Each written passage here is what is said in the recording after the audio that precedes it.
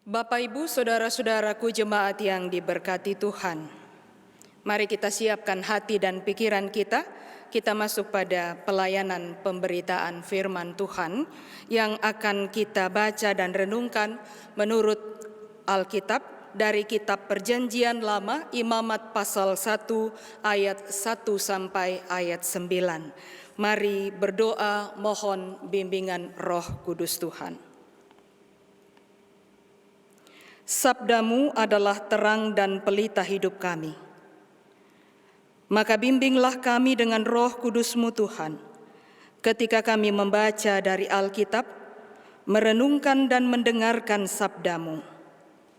Dengan daya Roh Kudus-Mu, bukalah telinga kami. Tahirkan dan kuduskanlah hati dan pikiran kami yang berdosa, agar kami dapat menghayati dan memahami kehendak-Mu.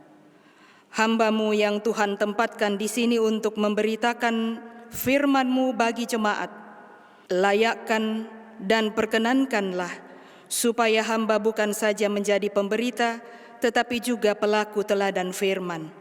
Dan dari semuanya itu, pemberitaan hamba-Mu tidak akan menyesatkan umat-Mu yang mendengarkannya. Bapa berfirman, kami sedia mendengar dan melakukannya. Dalam nama Tuhan Yesus, firman yang hidup, kami berdoa. Amin.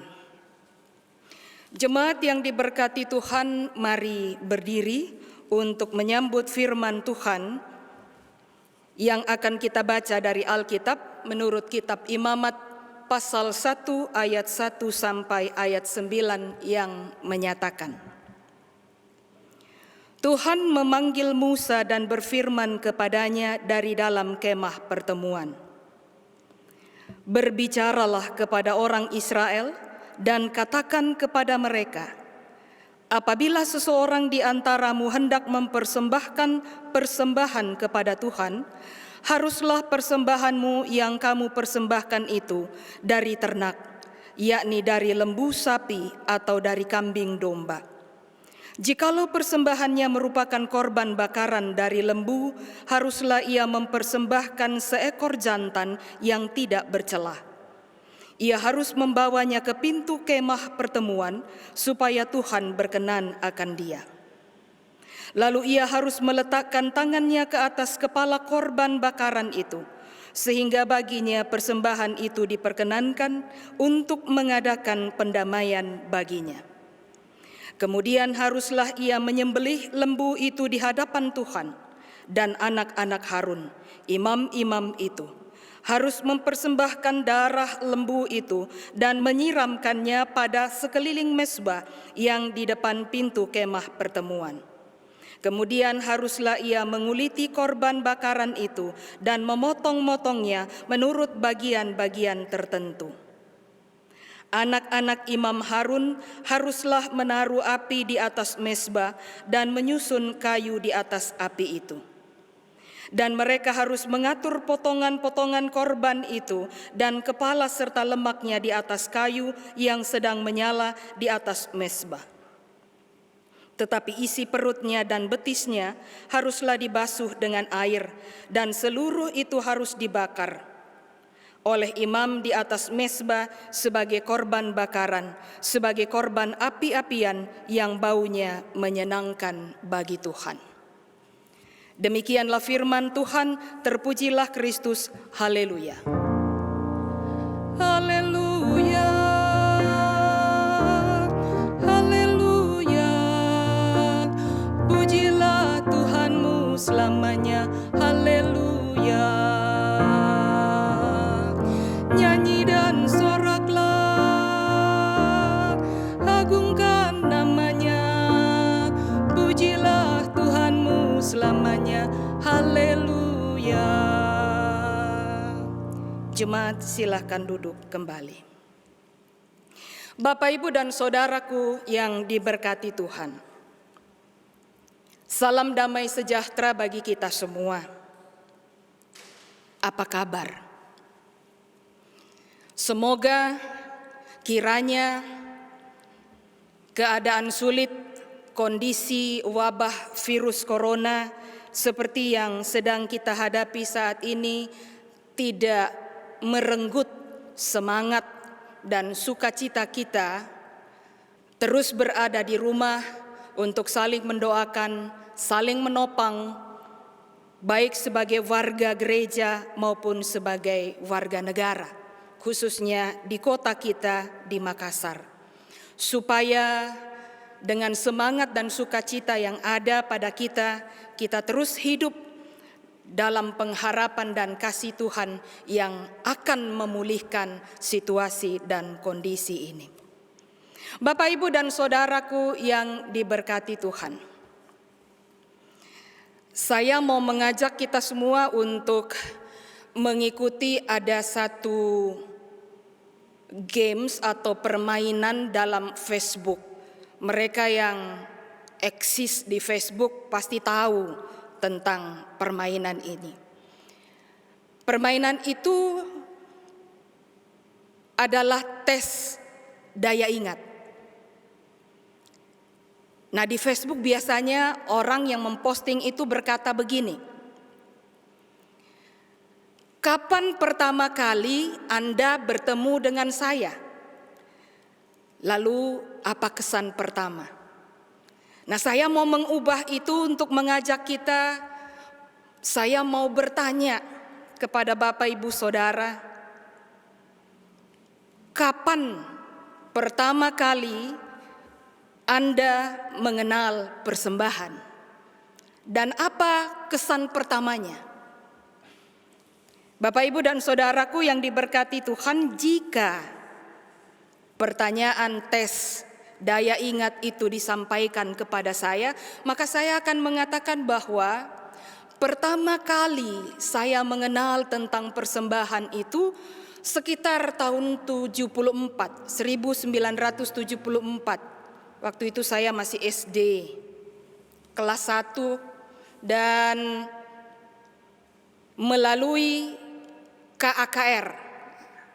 Kalau sekarang GPIB mengenalnya dengan ibadah hari Minggu pelayanan anak dan ibadah hari Minggu persekutuan teruna. Kalau zaman tahun 74 itu namanya KAKR, kebaktian anak dan kebaktian remaja.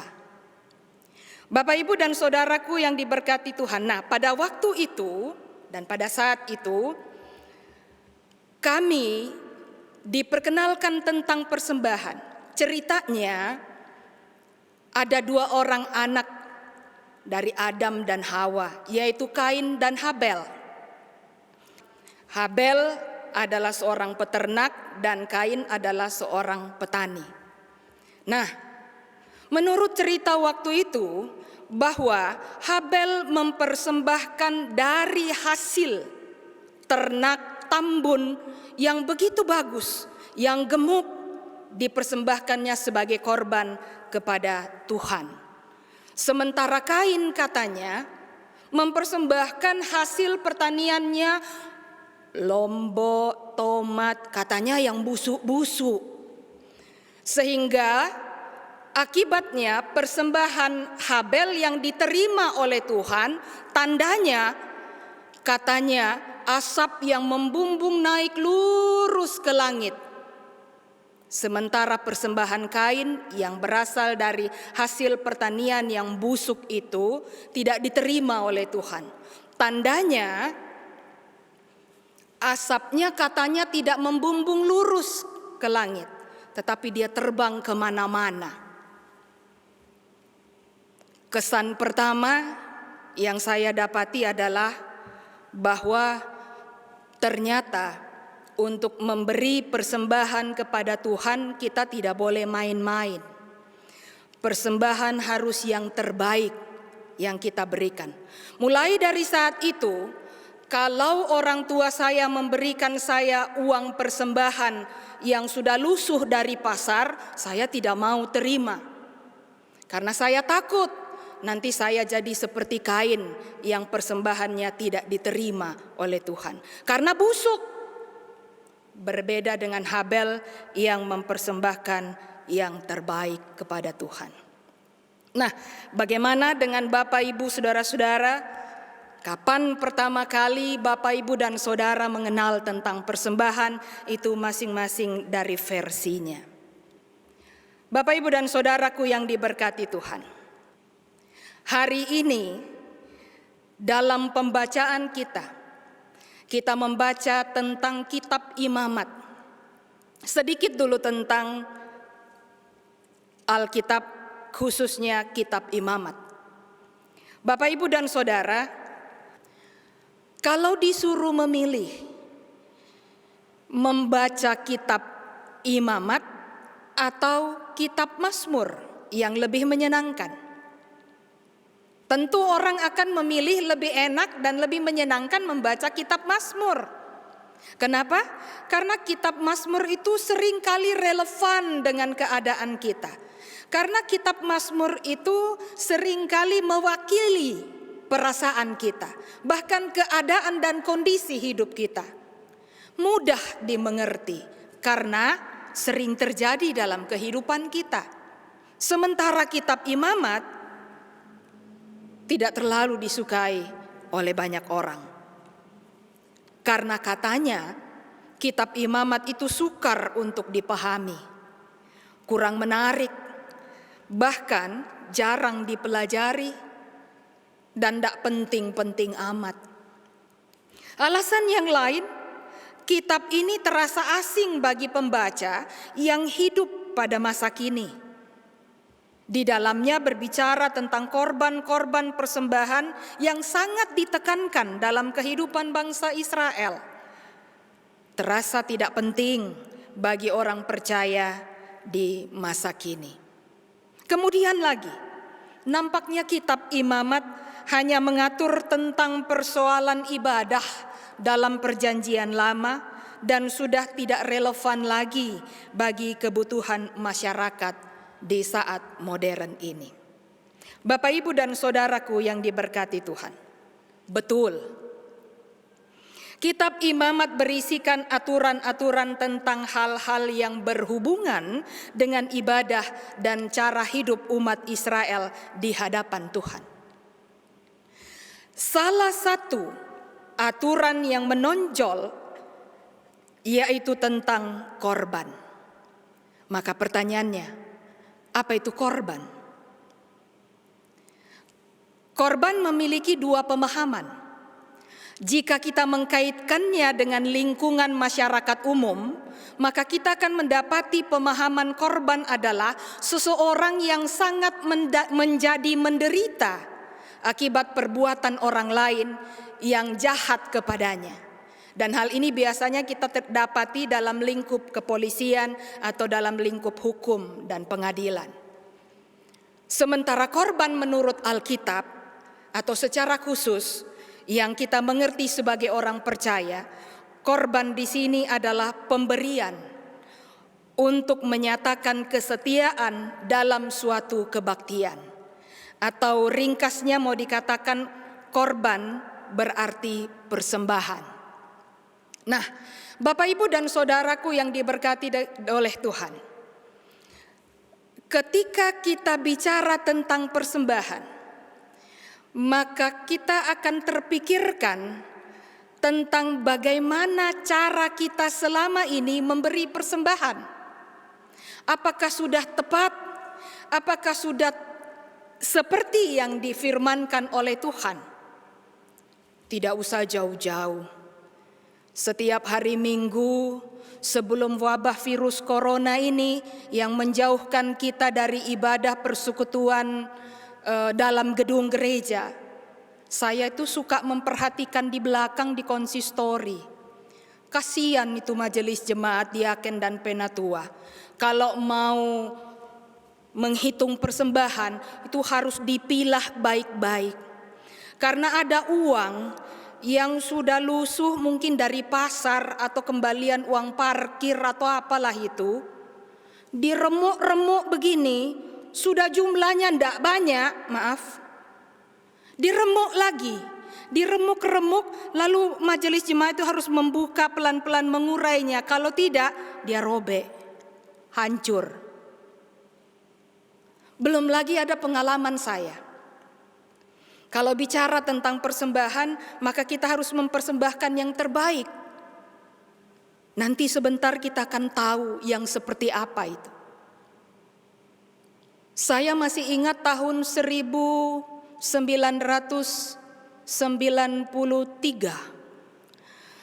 Saya vikaris di GPIB Jemaat Immanuel DKI. Saya mengajar katekisasi sebagai seorang vikaris. Lalu seorang ibu datang menjemput anaknya. Tidak perlu disebut nama anaknya. Ibu itu mengantar dan menunggu anaknya. Menunggu anaknya sementara katekisasi, ibu itu duduk di luar dan saya tertarik untuk menyapa. Dan saya bertanya, ibu menunggu si ini ya? Iya, Nona Vikaris. Kasihan anak saya itu. Kenapa, Bu? Anak saya itu kan agak kurang-kurang. Karena itu saya mau supaya dia benar-benar mendalami pelajaran agama, khususnya katekisasi ini. Supaya kalau dia kan sekarang sudah SMA, supaya kalau lulus dari SMA, terus dia masuk STT, Sekolah Tinggi Teologi. Loh, kenapa, Bu, alasannya seperti itu? Apa yang menjadi pertimbangan ibu anak ini harus masuk STT? Ya kan kalau di STT itu kan tidak ada matematika. Jadi anakku yang kurang-kurang pandai ini bisalah. Bapak, Ibu, dan saudaraku, saya jadi miris mendengarnya. Jadi sedikit terhenyak juga. Mak, itu berarti bagaimanalah kualitas saya? Apakah orang juga memandang hal yang sama? Apakah orang juga punya pemahaman yang sama? Bahwa anak yang kurang pandai bagus kalau dikasih masuk ke STT, sementara yang pandai dijadikan doktor, insinyur, ahli hukum dan lain sebagainya. Nah, itu bentuk-bentuk persembahan yang dalam keseharian kita kenal, yang kita tahu. Nah, sekarang Bapak, Ibu, dan saudaraku yang diberkati Tuhan, seperti apa yang saya katakan tadi, salah satu aturan yang menonjol dalam pembacaan kitab Imamat adalah tentang korban. Ada beberapa hal yang disampaikan di sini, yaitu korban yang diberikan antara lain korban bakaran, korban sajian, korban pendamaian, korban penghapus dosa, dan korban penebus salah. Kitab Imamat mengatur semua secara detail mengenai bentuk korban, waktu untuk mengorbankan, cara memberi pengorbanan itu. Nah, Bapak, Ibu, dan saudaraku yang diberkati Tuhan, Imamat pasal 1 ayat 1 sampai 9 yang kita baca pada saat ini. Di dalam pembacaan ini secara detail umat Israel diajarkan melalui Musa bagaimana cara memberi persembahan dan bentuk persembahan seperti apa yang berkenan kepada Tuhan. Yang di dalam Alkitab yang kita baca, kesemuanya berakhir pada yang baunya menyenangkan bagi Tuhan. Bapak, Ibu, dan saudaraku yang diberkati Tuhan, paling tidak ada dua hal besar yang mau disampaikan oleh pembacaan kita pada saat ini. Yang pertama adalah bahwa semua orang harus memberi persembahan kepada Tuhan. Itu berarti tidak ada alasan yang dapat diberikan, terutama alasan ekonomi, untuk orang tidak memberikan persembahan kepada Tuhan. Kenapa? Mengapa? Kalau kita bicara tentang binatang sebagai korban, menurut kitab Imamat yang kita baca, Tuhan menyediakan 3 alternatif untuk binatang yang dikorbankan. Yang pertama, lembu sapi. Yang kedua, kambing domba di ayat 10. Yang pertama tadi di ayat 3. Kemudian burung tekukur dan anak burung merpati di ayat 14. Ketiga-tiganya memiliki nilai ekonomis yang berbeda-beda. Yang paling mahal itu adalah lembu sapi. Yang kedua, kambing domba. Dan yang ketiga adalah burung burung tekukur dan burung merpati. Yang murah harganya, tetapi juga mudah diperoleh atau didapati. Bapak, Ibu, dan saudaraku yang diberkati Tuhan. Pertanyaan, mengapa tidak boleh ada alasan secara ekonomi? Karena kurban ini adalah tanda syukur atas anugerah Allah. Karena semua orang telah menerima anugerah Allah, maka dia patut memberikan persembahan kepadanya. Bapak, Ibu, dan saudaraku yang diberkati Tuhan. Kalau tadi dikatakan persembahan itu harus diberikan oleh setiap orang. Setiap orang Israel harus melakukannya. Karena ada 3 alternatif yang saya katakan tadi. Sehingga orang yang berasal dari tingkat ekonomi manapun mampu dan dapat untuk memberikan persembahan kepada Tuhan. Setiap orang harus mempersembahkan korban sesuai dengan aturan yang sudah diberikan Tuhan melalui Musa. Orang kaya harus tahu apa yang harus dia persembahkan, dan orang yang berkekurangan pun harus tahu apa yang harus dipersembahkannya kepada Tuhan. Mungkin Bapak Ibu masih ingat persembahan seorang janda miskin. Dia mempersembahkan dari segala sesuatu yang ada padanya. Semuanya. Semua bukan berarti dalam hitungan nilai atau harga, tetapi apa yang ada padanya diberikannya dengan ketulusan hati. Saudaraku yang diberkati Tuhan, itu berarti bahwa orang yang berkelebihan tidak punya alasan untuk memberi persembahan sekadarnya, seadanya, dengan alasan, loh yang ini kan yang kami mampu, lah yang ini kan yang kami bisa berikan dengan sukacita. Yang menjadi sorotan saya, seringkali orang memberi persembahan di dalam ibadah. Kelihatan loh dari mimbar sini biasanya. Kalau sudah mau ngambil dompet, ya, ambil uangnya merah diturunkan. Tarik lagi biru. Diturunkan lagi, masih bisa beli sesuatu ini. Apalagi pulsa kuota udah mulai habis. Angkat lagi hijau 20.000. Enggak ah. Akhirnya pilihan yang 2.000 atau 5.000. Iya apa iya? Nah iya, karena memang begitu. Tapi lucu, orang pergi ke mall enggak berpikir 200.000 kurang, bahkan 2 juta pun iya. Nah pertanyaannya sekarang, setiap orang harus memberi persembahan. Maleakhi pasal 3 ayat 10 itu adalah suatu bentuk perintah Tuhan yang tidak dapat lagi ditawar-tawar. Itu adalah bentuk dan tanda syukur kita kepada Tuhan. Bawalah persembahan persepuluhan ke dalam rumah perbendaharaan supaya tersedia makanan. Kurang lebih seperti itu.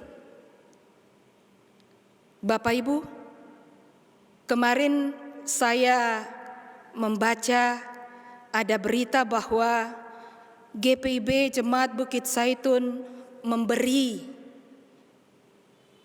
Sumbangan kepada orang-orang yang tidak mampu dalam bentuk sembako. Dari mana semua itu? Kalau bukan dari persembahan yang diberikan oleh jemaat dengan ketulusan dan dengan tepat.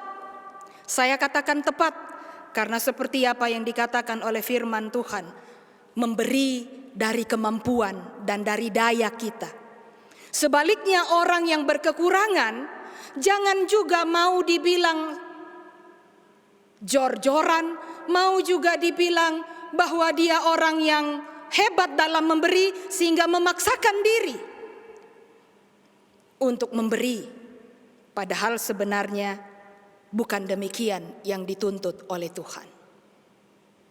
Hal yang kedua, pesan dari firman Tuhan ini yang tidak kalah penting adalah korban yang tidak bercela. Dalam ayat 3, memperlihatkan bukan hanya bentuk korban yang ditekankan, tetapi kualitas korban yang perlu mendapat perhatian. Korban yang diberikan haruslah lembu yang tidak bercela. Bapak, Ibu, dan saudaraku yang diberkati Tuhan, pesan ini menghubungkan bentuk korban binatang piaraan yang kondisinya tidak bercela. Tidak bercela bukan saja menurut pemahaman umum yang seperti yang dikatakan oleh pelayan AKR yang mengajarkan saya itu bahwa busuk, yang seperti saya katakan juga tadi. Tetapi bercela di sini mau ditekankan bahwa suatu penegasan firman Tuhan bahwa orang yang mempersembahkan persembahan itu harus datang dari hasil usahanya sendiri. Tidak bercela di sini mau mengatakan bukan hasil rampokan, bukan hasil korupsi, bukan hasil mencuri. Bercela di sini mau mengatakan bahwa dari hasil jerih payah, dari hasil jerih lelah kita sendiri. Lembu atau sapi, kambing, domba yang dipersembahkan haruslah dari hasil usaha sendiri. Maka segala sesuatu yang kita berikan kepada Tuhan dalam bentuk persembahan itu harus dari hasil jerih payah kita sendiri. Saudara-saudaraku yang diberkati Tuhan, saat ini kita berada dalam kesulitan. Wabah virus ini telah menggerus begitu banyak bidang kehidupan. Satu di antaranya adalah ekonomi. Sehingga orang akan berpikir bagaimana caranya membantu dan menolong orang lain dengan memberi. Gereja dihadirkan Tuhan untuk memberi. Karena Kristus telah terlebih dahulu memberi diri dan hidupnya untuk menyelamatkan manusia dan dunia. Dan gereja ditempatkan Tuhan itu juga punya tugas yang sama. Gereja itu bukan saja pemahaman persekutuan global yang besar yang ada di dalam gedung, tetapi juga gereja itu adalah pribadi kita masing-masing. Bagaimana di saat sulit seperti ini kita memberi kepada Tuhan melalui terhadap orang-orang yang juga berkekurangan. Bapak, Ibu, dan saudara-saudaraku yang diberkati Tuhan, ada catatan penting dari pembacaan kita. Selama persembahan itu diberikan dengan benar, semuanya adalah korban yang menyenangkan bagi Tuhan. Jadi Bapak, Ibu, dan saudara, segala sesuatu yang sudah kita lakukan selama ini, mari kita lihat kembali ke belakang. Apakah saya sudah memberi dan mengorbankan sesuatu sebagai bentuk persembahan kepada Tuhan dan itu berkenan di hati Tuhan? Dengan demikian, setiap orang, bukan saja umat Israel, dikatakan memiliki akses untuk dapat memberi kepada Tuhan melalui setiap persembahan yang dilakukan dan dikumpulkan. Bagi Tuhan, Dia menuntut bukan harga atau bendanya, melainkan kesungguhan hati dalam memberikan yang terbaik kepada Tuhan sesuai dengan kemampuan yang ada pada kita. Maka firman Tuhan hari ini mau mengingatkan Bapak, Ibu, Saudara, dan saya. Mari memberi kepada Tuhan dengan cara yang baik, tidak bercela, dan pada akhirnya kita juga boleh melihat diri dan hidup kita sebagai bagian yang mempersembahkan kehidupan kita kepada Tuhan. Sebagaimana Roma pasal 12 ayat 1, bahwa persembahan hidup kita adalah persembahan yang merupakan ibadah yang sejati kepada Tuhan. Ibadah kita bukan saja terjadi dalam ritual upacara di dalam gedung gereja atau pada saat ini, tetapi ibadah yang sejati juga terjadi di luar gedung gereja. Bagaimana kita memberi kepada Tuhan melalui pemberian kita kepada sesama kita, khususnya dalam situasi dan kondisi wabah virus seperti saat ini. Tuhan memberkati kita semua. Amin.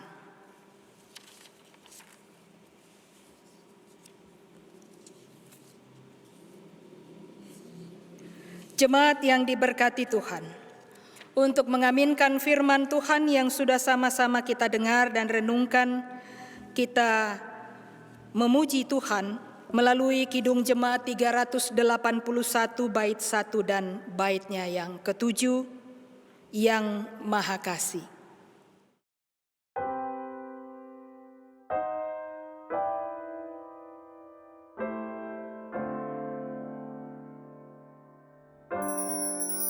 Yang Maha Kasih, yaitu Allah, Allah pengasih pun bagiku. Aku selamatlah oleh kasih-Nya kepadaku. Sabda kasih-Nya penawar haus, sabda kasih-Nya air hidupku. Aku selamatlah oleh kasih-Nya kepadaku.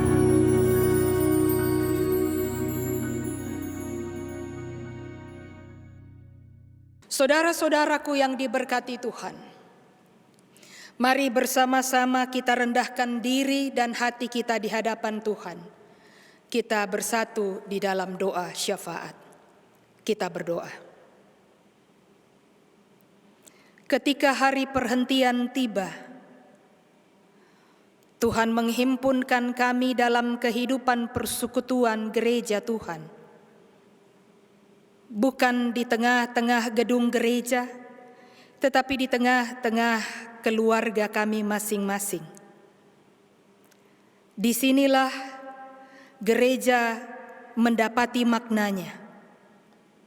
Ketika persekutuan kecil ini duduk berdiam di hadapan Tuhan, mendengarkan firman Tuhan, yang daripadanya kami ditegur, diajar, dan diingatkan untuk memberi persembahan yang terbaik, yang menyenangkan bagi Tuhan.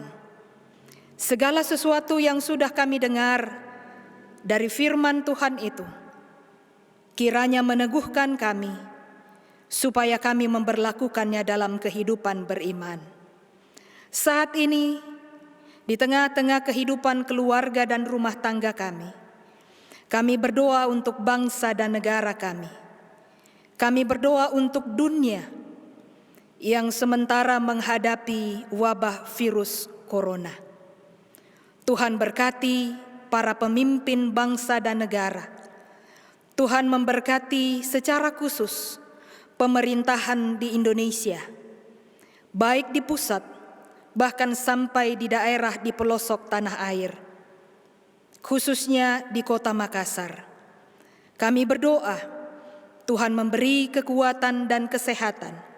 Tuhan memberi hikmat dan bijaksana bagi para pemimpin kami, supaya dapat memimpin bangsa yang besar ini menuju pada masyarakat yang adil dan makmur, tetapi juga bersama-sama kami menghadapi pergumulan sosial saat ini, berhadapan dengan virus corona, dan kiranya hikmat dari Tuhan itu memampukan kami untuk dapat keluar dari wabah penyakit ini.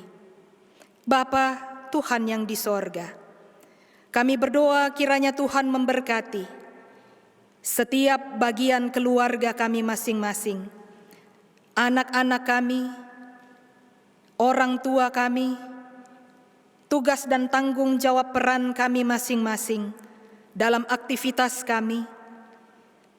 Kiranya dalam kehidupan kami menyaksikan dan mempermuliakan nama Tuhan. Bapa yang kekal di dalam sorga, biarlah firman-Mu menjadi kekuatan yang terus menumbuhkan semangat dan sukacita ketika kami harus berada di rumah saja, untuk saling menopang, untuk saling membangun bersama-sama dengan pemerintah yang ada, sehingga kami bersama-sama boleh melewati pergumulan ini. Lebih khusus kami berdoa untuk para medis, tenaga medis, bahkan tenaga kebersihan, abdi negara, TNI dan kepolisian yang harus bekerja dan beraktivitas di luar rumah. Tuhan melindungi mereka, Tuhan memberkati mereka, Tuhan menjaga mereka dari segala yang jahat, sehingga dengan kekuatan dan kesehatan serta perlindungan Tuhan itu, mereka dapat menjalankan tugas dan tanggung jawab masing-masing dengan baik. Kami berdoa bagi saudara-saudara kami yang terpapar oleh virus.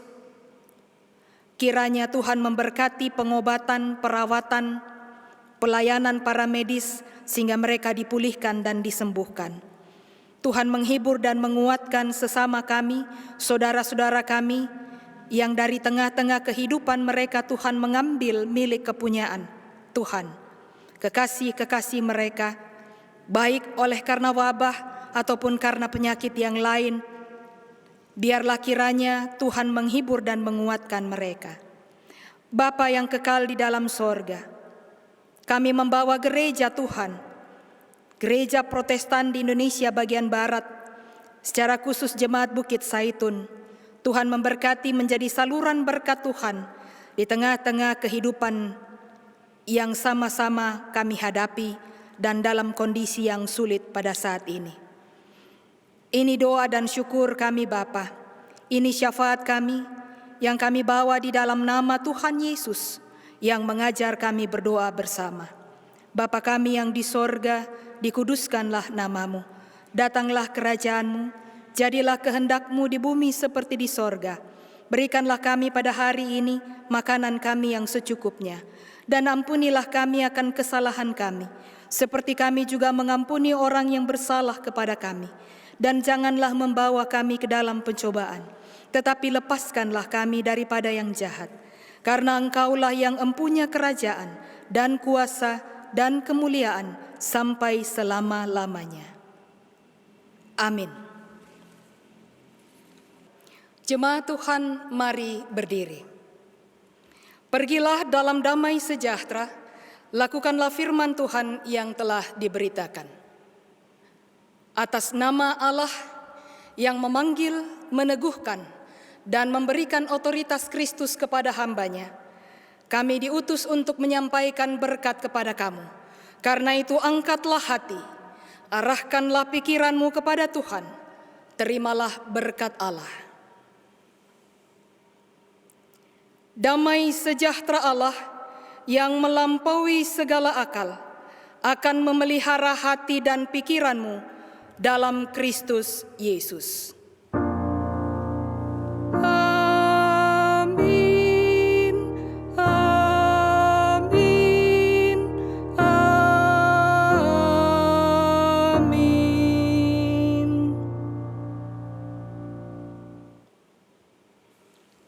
Bapak Ibu, ibadah kita selesai. Tuhan memberkati kita. Selamat hari Minggu.